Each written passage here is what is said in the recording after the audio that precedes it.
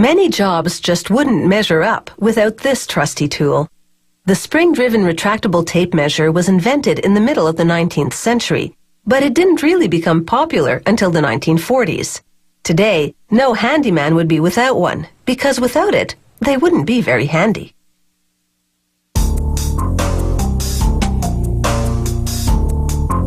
Measuring tapes take the guesswork out of any job, and if you don't use one, you'll soon see the error of your ways.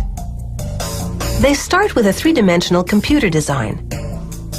A machine then pulls hardened strips of steel, 5 at a time, across a network of rollers that coat them with paint primer. The next series of rollers paint the strips.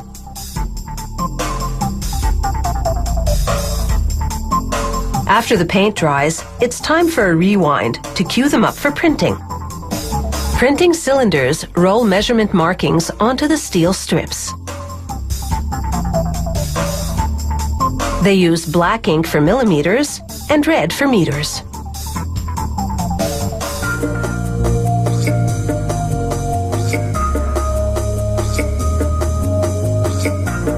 Next, they heat the measuring tape.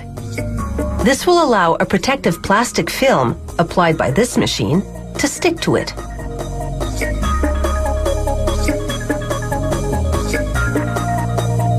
Rollers then give the tape a concave contour so that it can be extended rigidly. The presses slow to a crawl for a second, and a blade cuts the tape to the correct length. At the same time, it punches a hole for the end hook. They rivet the hook onto the tape. Another machine rolls up steel to make springs.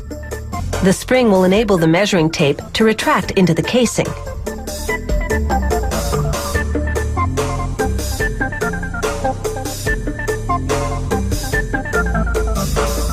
They clip the end of a spring to an automatic winding machine. A worker places the lower half of the tape measure's casing into position. The machine rewinds the steel spring to transfer it to the casing.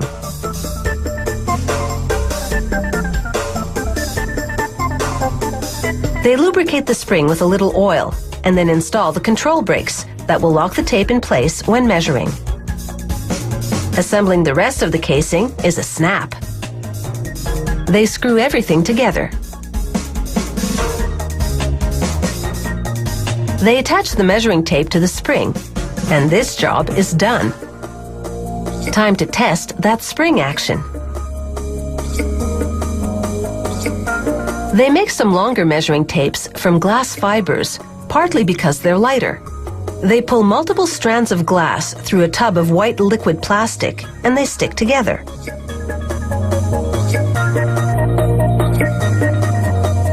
The fibers then enter a machine that coats them with more plastic, melted down from hard pellets like these.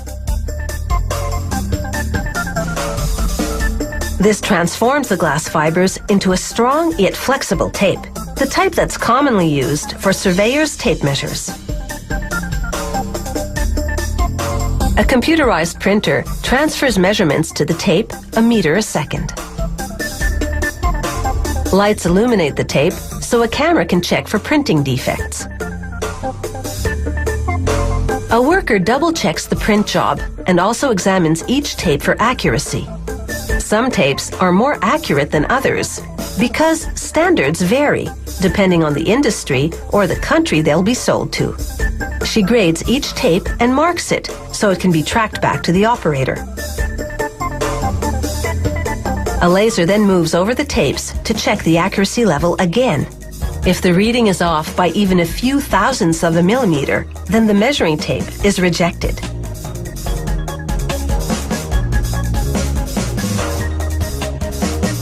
Winding a surveyor's tape is a manual job. They don't install a spring system on them because that would make them too heavy and unwieldy. After winding, they cut the tape and fasten the end hook to it.